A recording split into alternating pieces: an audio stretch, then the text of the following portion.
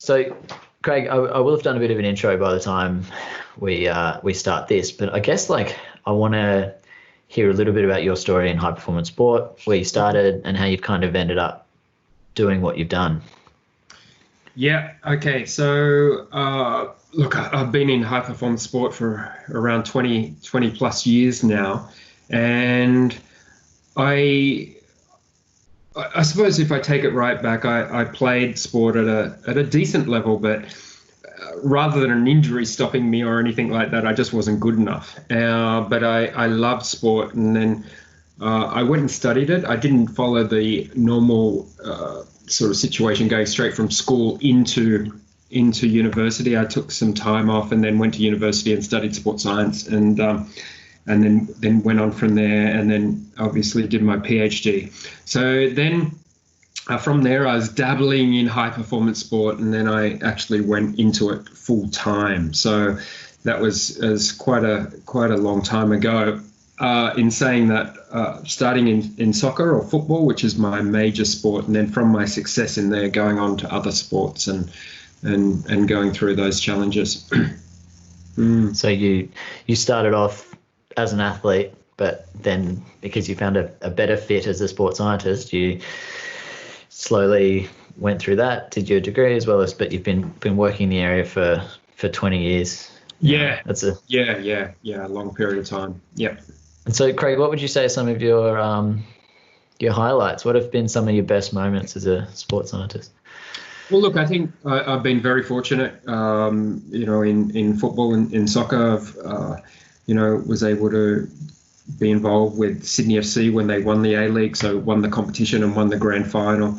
With the Western Sydney Wanderers when they appeared in a couple of grand finals, as well as winning the Asian Champions League, the first Australian team ever to do that. And I think it's going to be a long while before any other team can do that.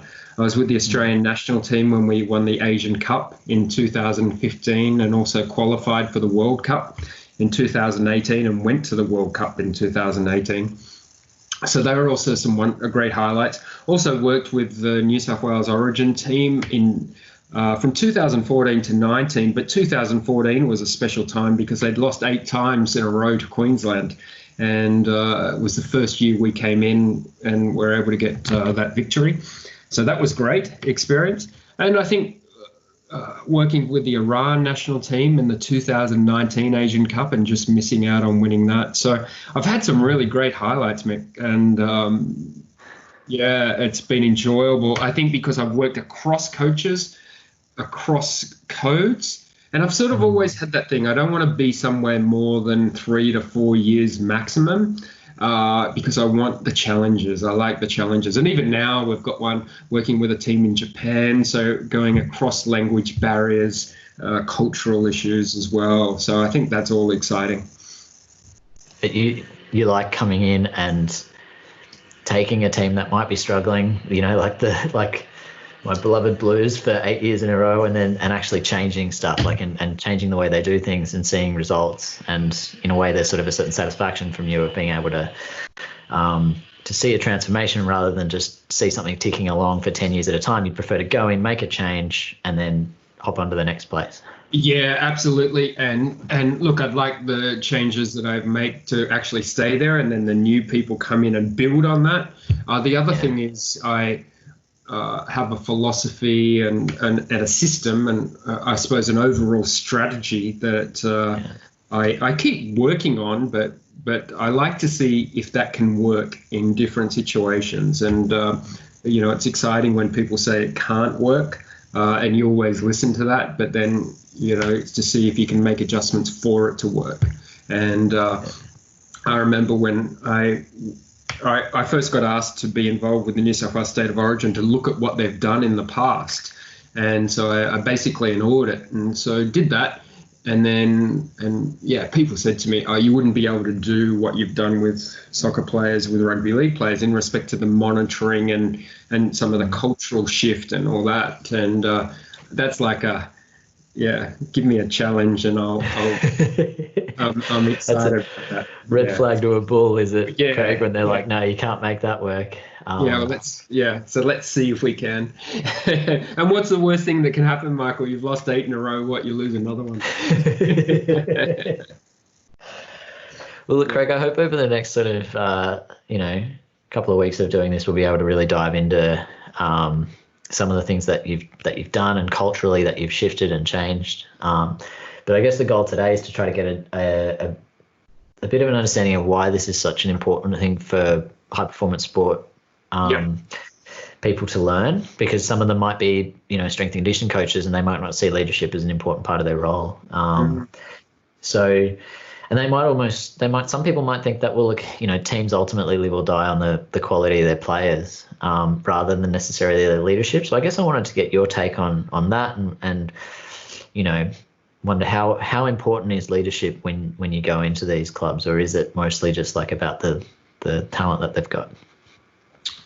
I think leadership is very important. I won't say it's the most important thing, but if you want long-term success, you have to have wonderful leadership across an organization. That is from the management of that organization. So if you're looking at the administration side, but also the coaching side, and also I'm very big into self-leadership, or personal leadership, and how that filters down across the entire playing group. I think the world at the moment, there's a crisis in leadership. We can only see what some political leaders that are in charge, and from that perspective, I think we definitely have a crisis in leadership in all walks of life. And I feel in sport, there's no greater example of that. I think it's really lacking. And leadership can make all the difference, and it will make all the difference if we get it right. So you're saying you can have, two teams, both with great players, and the one with the good leader is the one that's going to succeed over the long term. Definitely. You can get short-term success by spending a lot of money and getting good players in, and just having that talent, and having somewhat of a coach that abides by a leadership style. But for long-term success, you will only get that if you really have sound leadership, and leadership breeds culture. So that's where it all comes from. And look, I couldn't agree more with your assessment of how obvious it is sort of, in our political leaders at the moment, whether they're winning or losing against, COVID-19 is a big testament to the leadership. And you can see the differences between a Jacinta Ardern eliminating COVID and Trump's and Bolsonaro's just letting it go absolutely wild.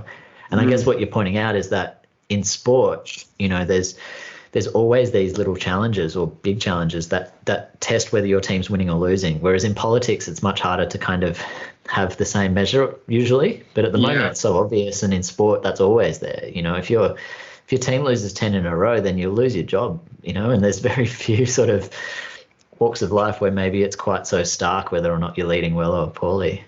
Yeah, it's actually interesting what you say. Sport's tough, and I think the students need to realize that. I always say to students, first identify what life you want to have before the job you go to. And let's be very honest here. High performance sport is a tough life. You said 10 losses and you can lose your job. Sometimes it can be as few as 4 or 5, and there can be a problem. And that's an actual problem with the sport. And an ex-player said to me the other day, I was asking him how his retirement was going, and he said, look, it's good. He's involved in some business, and he says, if I have a bad day at work now, I don't have to read about it in the media the next day. And that's been my life. You might have a loss the night before, and then you even go to a family function or someone out with friends, and people want to talk about, well, what's going on? It's like, well, yeah, what's going on with your job? Yeah, tell me about the last time you failed in front of 5 million fans. That's failures can be quite significant, but that's all part of it. And I'm not saying that's right or wrong. I'm just saying, hey, first design your life, what you want to live like, before you think high performance sport is the place for you. But there's two things I really like about that answer, Craig. One is like, yes, I think I'm totally on board with you that try to design your life and you as a person in a way that allows you to implement all the skills that you've got in all sorts of domains. And, you know, I hope that that's something that students will get from this course, is that they're not just learning about, you know, sports analysis, which might be really relevant in one area but hard to generalize. This is the stuff that does. Yeah. But to your other point, you know, sport is just like a very, very good training ground for like leadership and helping people to be resilient and helping them manage failure and success. Because, like, yes, at work we have that stuff all the time, but maybe the level of scrutiny isn't quite as public, and so it becomes all the more important. But it also becomes such a good environment for picking this stuff up, which is probably, you know, how and the title of this unit is in high performance settings, not necessarily high performance sport. So we will bring in stuff from all sorts of domains, and hopefully it's useful in all of those. Yeah. So you mentioned a couple of you know, your experience with different coaches throughout your career, and you've mentioned a couple of real highlights, including some of the best coaches that you've seen. I'm wondering if you can kind of maybe pick one of those coaches and talk about some of the examples that they set. What were the things that they did? Maybe who's someone who sort of stood out to you in your time? And you don't have to name names if you don't want to, but of course you can. But like, who's someone who stood out as like a really good exemplar of what you look for? Look, I've had some really. I've enjoyed working with numerous coaches, all with very different styles. But the one, when you ask me that question, that stands out is a coach called Carlos Queiroz, a Portuguese national, was assistant coach at Manchester United for many years to Sir Alex Ferguson, then coached himself Real Madrid, coached the Portugal national team, coached the South African national team. And I met him when he was coaching the Iran national team, where he'd spent 8 years there. And I worked with him on the Asian Cup, which was his final period of time in that job. Carlos is probably 66, 67 now, and just a wonderful man. And I've never seen a group of players and a group of staff that would do anything for this man. Never have I seen that. Did he embody all great aspects of leadership? Not always, but as far as having fellowship and remembering leadership, there is no leadership if you're not impacting on the followers and people, and having influence. It was just incredible. I really like him as a man, and as a coach. And interesting, if you know the background, obviously, of Iran and the difficulties that nation has had. His interpreter actually said to me that, because he could speak English and multiple languages, but he obviously had an interpreter to speak to the Iran media, etc., and to the staff and to the players. The interpreter said to me, in the 40 years of the regime, you know, of the Ayatollahs, probably Carlos had been the most outspoken public figure in that 40 years. So remembering the Iran national team of football, it's an enormous position.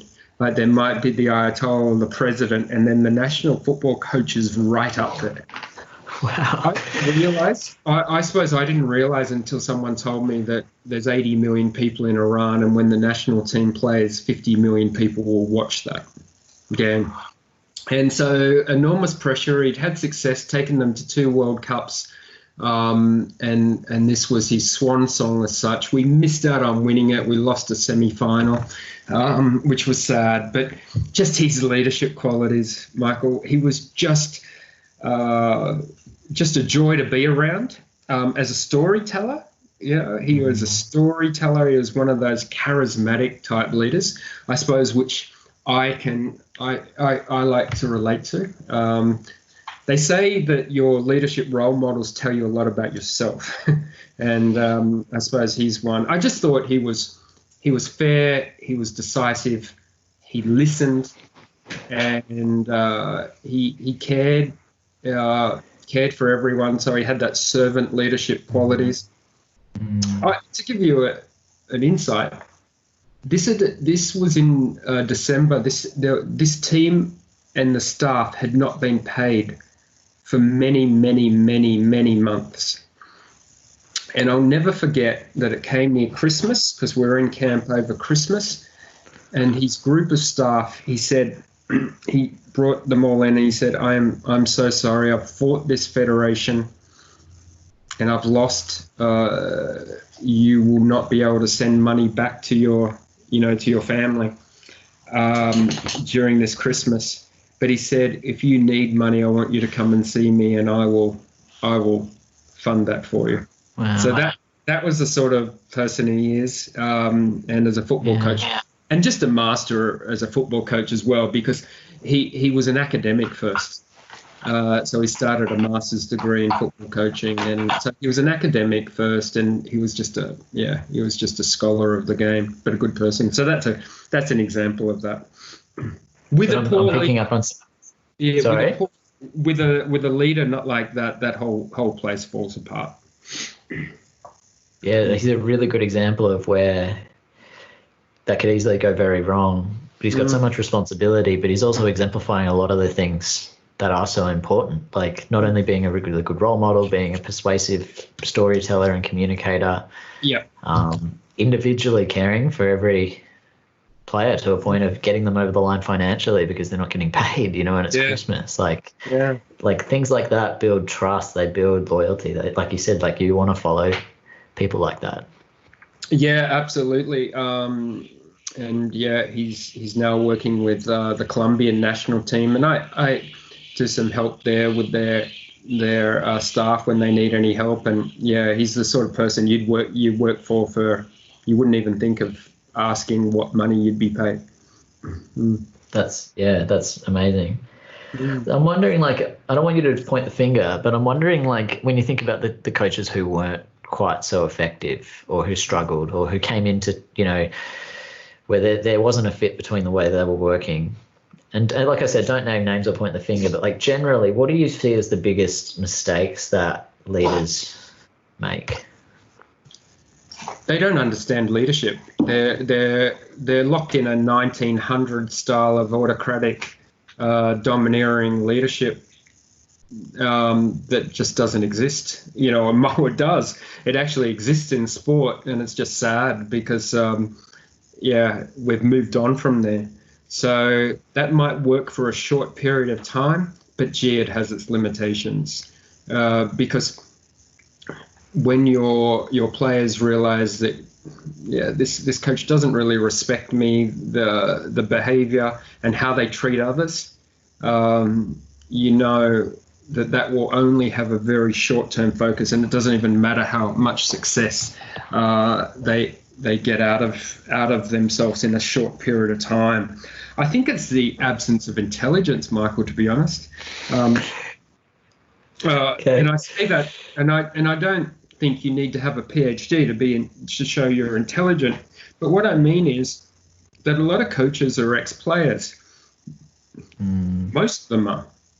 There's nothing wrong with that. But if you don't have a growth mindset in respect to your learning and you as a person, and you're just going to carry on your coaching as you were coached, I think there's big problems for that. And then we don't get real advancement in the sport.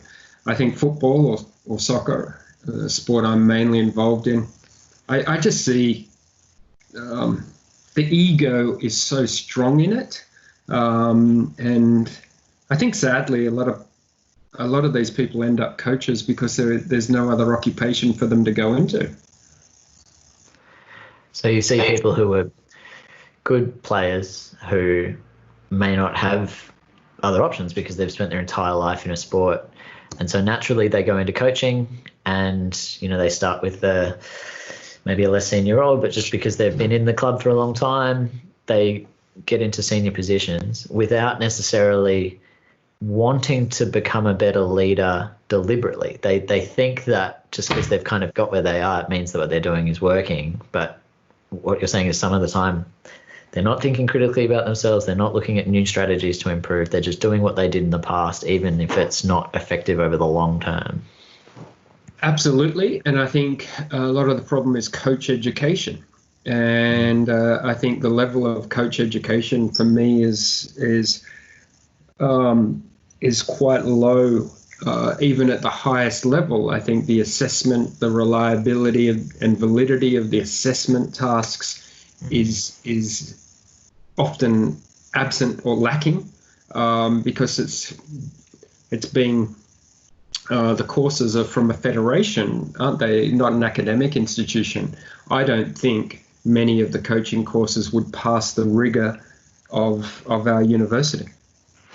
So they're kind of getting assessed on something that really doesn't tell you whether you're a good leader or not, and it's not well aligned with the actual role of what you need to do to be good as a coach.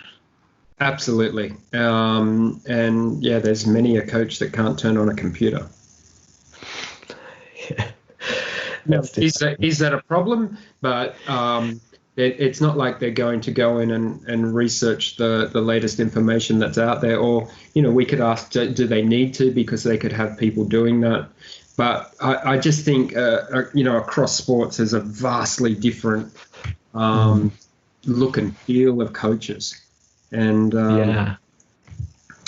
it's an interesting one. I really see an opportunity for the modern day coach that has not necessarily played for their country to come through. It shouldn't be a criteria that you've played at such a high level to be a great coach. I think you need to be around it and experience it and to know what it's like. But I hope to see that change, and I think we've seen that somewhat in basketball and that, where these high school coaches can graduate through. But what I see in soccer a lot of the time is, okay, ex-player becomes an assistant coach as part of their final year package.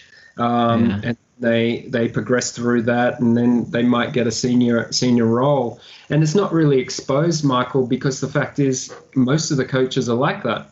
So then we've got a nice dance going on, haven't we? Because we haven't got someone that's going to take it and then take it to a new level. And when we have seen that happen across the world, people are amazed by that. But I'm working with some young coaches now that I think have it all over some of the more senior coaches.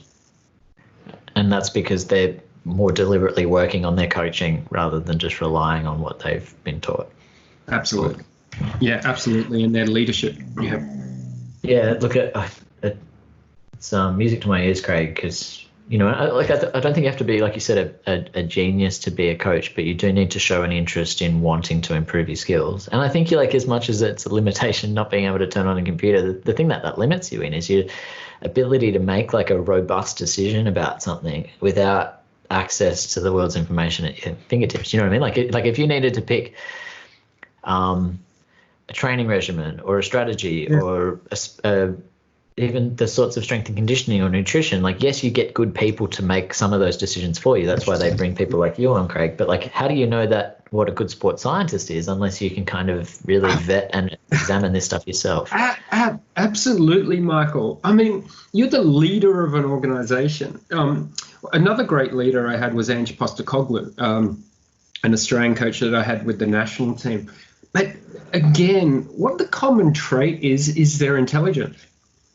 I'm sorry, that's what I see. Highly intelligent, very much an introvert, and didn't really, he's an introvert. So, and that's what I love about, an authentic type of, leadership style is you are yourself. You're not there to impress others. You're just going to be yourself. So you know what you're going to get.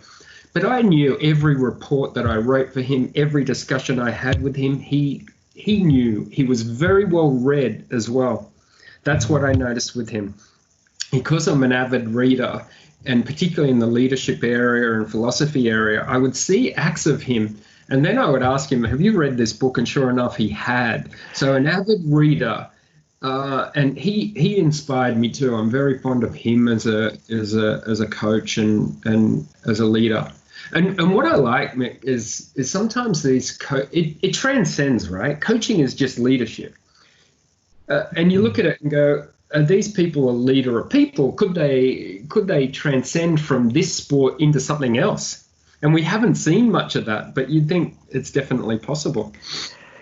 Look, I know a few examples.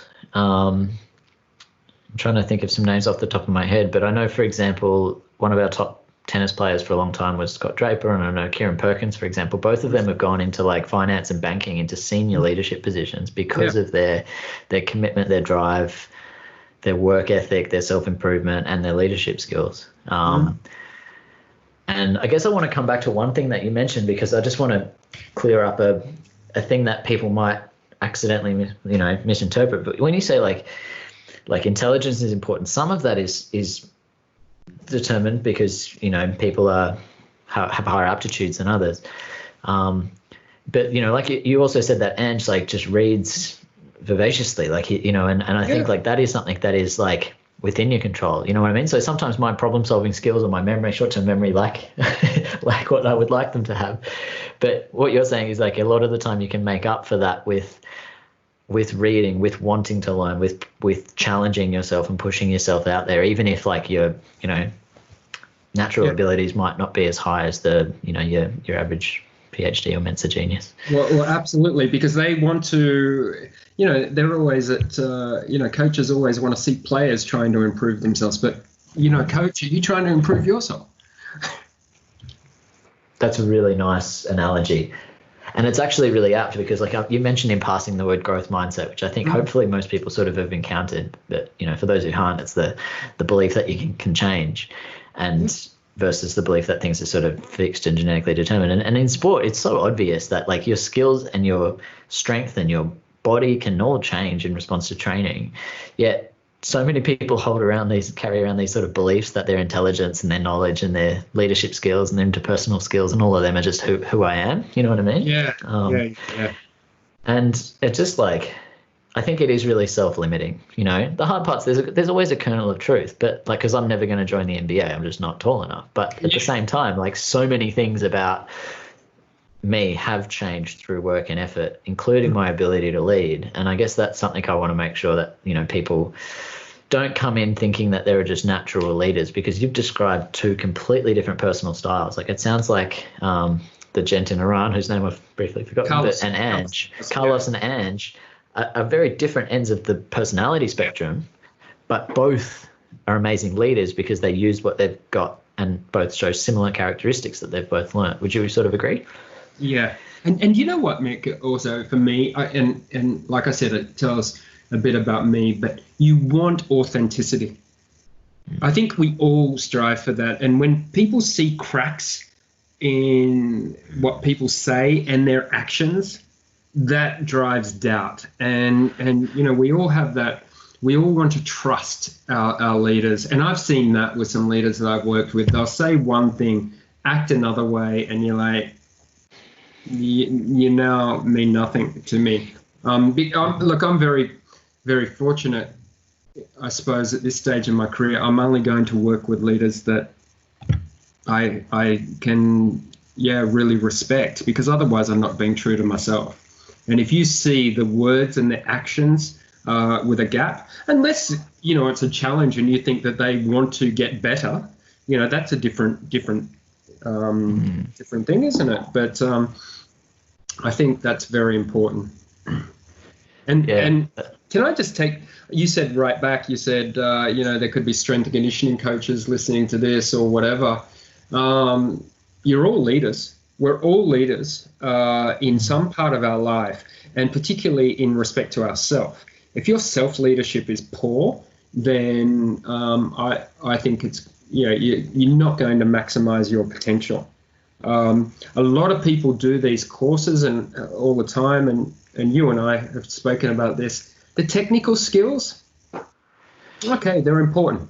All right, they're important to a point, but they're not as important to me because I just take it for granted that your technical skills are sound. You're not going to get a job by having technical skills that are greater than the next person in a lot of ways, because it's really not rocket science, is it? It's sports science is not rocket science. So that part of it's good. But your leadership qualities, your thoughtfulness, your curiosity, all these aspects are so important. And I get quite concerned that most people doing sports science and masters in sports science or high performance, they're more focused on the technical stuff. Well, as someone that employs a lot of people, I'm telling you, I can outsource that. But whereas I wonder whether you could outsource the 4 C's. So the 4 C's that I like, and I don't know where I heard this, but it's like communication, critical thinking, collaboration, and creativity. And like those are the sorts of things that I find are much more applicable across domains. You know, I learned a lot of my critical thinking and communication and collaboration as a psychologist, but when I came into academia, like I slipped into a whole lot of really like easy roles because those skills were so transferable. Like you really have to be able to think critically, to interpret data as a sports scientist, to read literature as a strength and conditioning coach, to look at yourself as a team and as a leader and as a captain.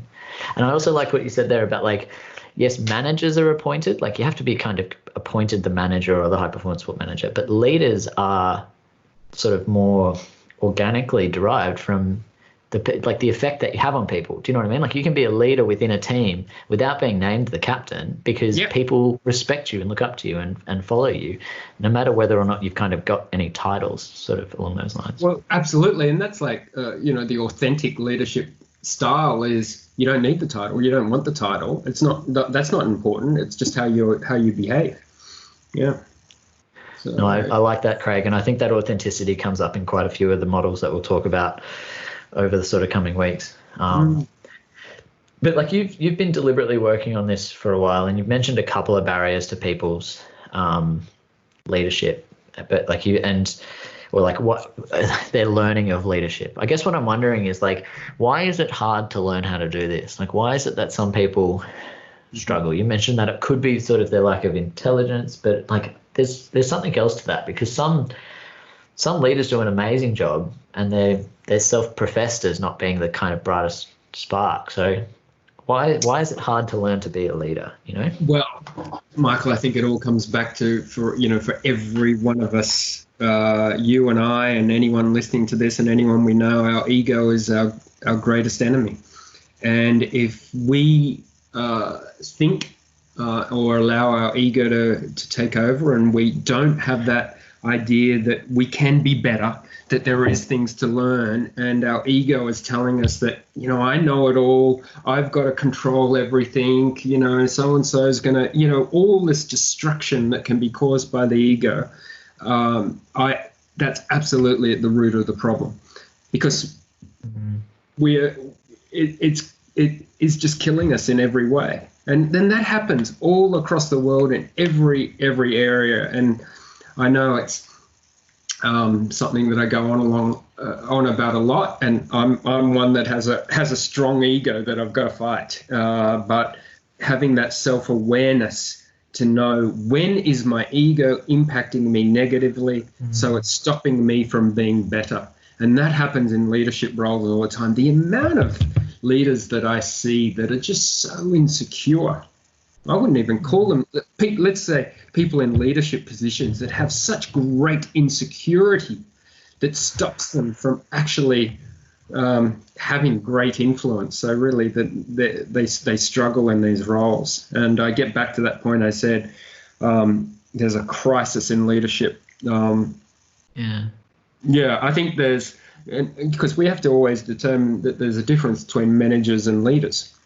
And I guess like what you're tapping into there is something difficult for us to kind of really fully cover in this course, but I really hope that we can through conversations like this, which is like, one is like, how do we know when our ego is getting in the way?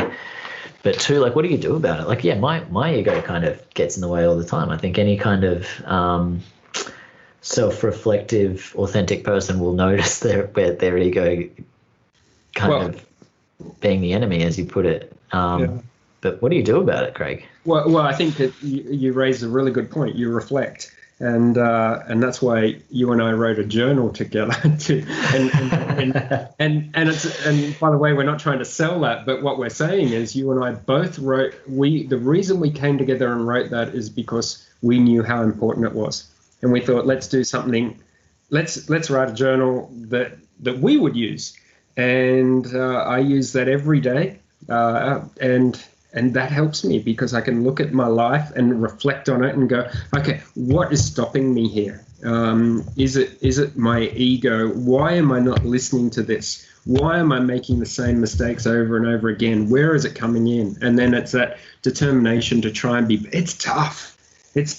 But the first step is to recognize it, isn't it? Is to recognize that it's a problem for all of us. See, often we think ego, we think people that are quite extroverted, or, what we call full of themselves. And, I've had people telling me that my whole life, but that's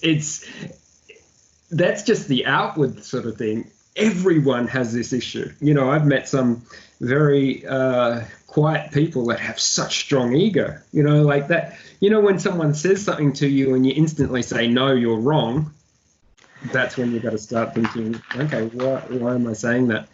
And that happens all the time. The other thing I think is the biggest problem I see in leadership in coaches is surrounding themselves, and this goes on from the ego.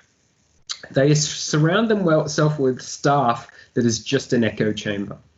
Okay, and what do I mean by that? I mean by they have assistants and staff that tell them what they want to hear rather than what they need to hear. And that, I would say, is very common in sport.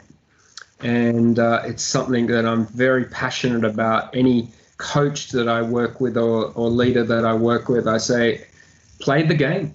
Say a few things that you don't believe, that are really off track, and see if they're repeated back to you and people are nodding their head and agreeing. And when you've got a staff doing that, that's time for you to really reassess what you're doing. And that's ego, mate. That's a big problem, the echo chamber that's just around you, telling you what you want to hear. This is so astute, Craig, and I love the way you've tied it all together with a really interesting thread. Because what you're saying here is that, like, one is your ego gets in the way of you learning, right? Mm-hmm. And accurately self-reflecting. It might get in the way of you seeking external feedback. You know what I mean? Yeah. Like it took a lot of courage. I remember the first few times I did the equivalent of like a 360 where I asked everybody I was working with, like, what do you think? Like, genuinely, like, hit me with it's anonymous, just smash me. That was hard. And it was my ego. Yeah. But also, like, the ego wants people to say, yes, Craig, you're right. I'm fully on board with you. I don't disagree with anything you're saying, like, because that confirms the part of your brain that wants to be right. There's been some really interesting neuroscience studies that say, like, when we get an opinion that doesn't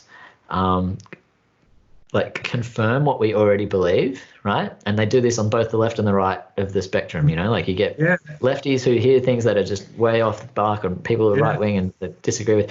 It physically activates their threat system, the same system that they're like if there was a lion in the room. And so what I'm saying is like, but so like we need to be able to have enough security in ourselves to be able to challenge our own ideas, right? Which is different. Like my beliefs and me are not the same thing. And so like, having people challenge my beliefs who are diverse, who I'm open to receiving opinions that don't fit mine, you're saying that's critical for me to be able to get my ego out of the way. And all of that's critical in order for me to be able to lead. Absolutely. And I think one of the most important people that this can come from and really helps you and gives you a really good grounding, I think, is your family. And, a partner that tells you what you need to hear is worth the weight in gold. I can't stress that enough. And that's the hardest to ever hear, if that makes sense. And it's not surprising that a lot of leaders that I see that are very off track and surround themselves with an echo chamber also very domineering in all aspects of their life. So it's interesting. They like to be in control. They like being right, and so they surround themselves by people who they can influence more easily. That's hard. And so, like, what do you think of the sort of? So we've talked about reflection as a habit to try to challenge that. Yeah. And I'm wondering if you think there are any other sort of habits or practices that you think help you get out of an echo chamber and get to the truth, you know? I think it's about having a really good, I think we all can deal with mentors or have a mentor or have a really good support network.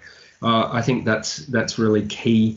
And that's what I enjoy. So you might be a leader, and so you're out on your own in your, but you're going to have other people in other areas that are on your level. They mightn't be in your organization.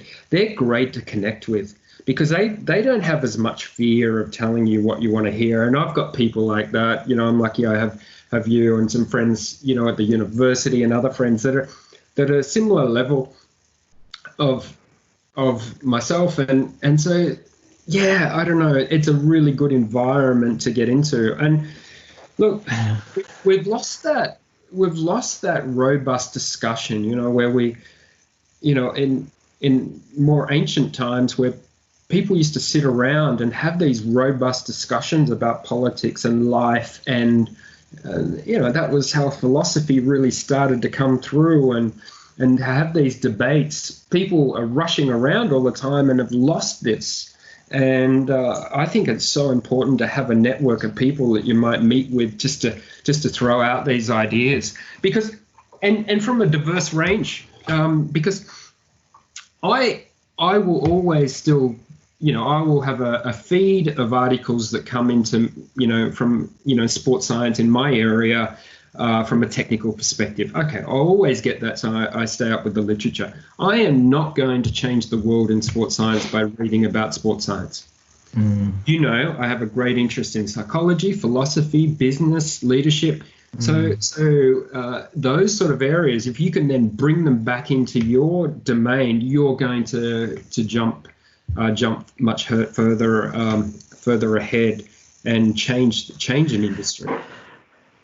Yeah, so what you're saying there is like that the industry change and the creativity and the innovation, the culture shifts and come from the blending of ideas from different perspectives, where they bring something in from externally and apply it here.